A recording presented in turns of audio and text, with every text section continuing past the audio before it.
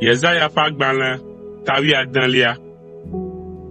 Miɖo alẽviwo ɖe anyigbadziɖula la abe miaƒe adzɔnunana ene tso Sela to gbegbe la ahayi ɖe Zion ƒe vinyɔnu ƒe to la dzi. Abe ale si wonya xedzodzoewo le woƒe atɔwo me ene la, nenema ke wòanɔ na Moab nyɔnuwo le Arnon ƒe tɔtsoƒewo. Ɖo aɖaŋu na mí, eye nàtso nya me na mí. Na wò vɔvɔli nazu abe zã ene le ŋdɔkutsu. Ɣla aʋasilawo, eye mègafia wo yomemɔ o. Na be Moab ƒe aʋasilawo nanɔ gbɔwò, eye nànye woƒe sitsoƒe tso nugblẽla la ƒe asi me. Ŋutasẽla ƒe ɣeyiɣi ava yi, eye gbegblẽ hã nu atso. Ameyometila hã abu ɖa keŋ le anyigba dzi. Woaɖo fiazikpui anyi le lɔlɔ̃ me. Ŋutsu aɖe si atso David ƒe aƒe me la anɔ edzi le nuteƒewɔwɔ me. Ame sia adrɔ̃ ʋɔnu dzɔdzɔe, eye wòado dzɔdzɔenyenye ɖe ŋgɔ. Míese nu tso Moab ƒe dada, eƒe asitɔtɔ akɔ kple ɖokuidodoɖedzi, eƒe dada kple eƒe amemabumabu ŋu, gake eƒe adegbeƒoƒowo katã nye dzodzro, eya ta Moabtɔwo afa avi. Woafa avi ɖe Moab ŋu.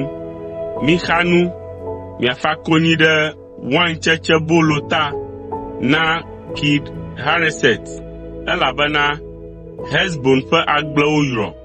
Nenema kee nye Sibma ƒe wainkawo hã.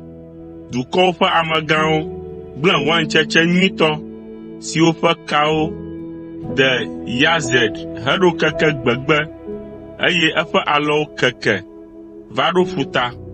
Eya ta mafa avi abe Yazed ɖe Sibma ƒe wainkawo ŋu ene. O Hesbon, o Eleale, mefa mi vevie, elabena dzidzɔɣli si ɖina le miaƒe kutsetsegbeɣi kple nuŋeŋe me la zi ɖoɖoe. Dzidzɔ kple vivisese nu tso le abɔwo me. Ame aɖeke mele ha dzim alo le dzidzɔɣli dom le waingblewo me o. Ame aɖeke megafia wain le wainfiaƒe o, elabena metsi dzidzɔɣliwo nu. Nye dzi le konyi fam le menye ɖe Moab ŋu abe ale si woƒoa kasaŋku ene, eye vevesese tso Kir Hareset ŋu. Ne eva eme be Moab do ɖe eƒe nuxeƒe la, dagbadagba ƒuƒlu koe. Ne eyi eƒe gbedoɖaƒe be yeado gbe ɖa la, mate ŋui o.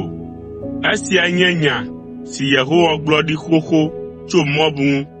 Yehowa be, le ƒe 3 me tututu, abe ale si agbatedɔwɔla xlã eƒe ƒe ene la, maɖi gbɔ̃ Moab ƒe atsyɔ̃ kple ame gbogboawo. Ame siwo asusɔ la, woanɔ ʋɛe, eye womanɔ nemi me hã o.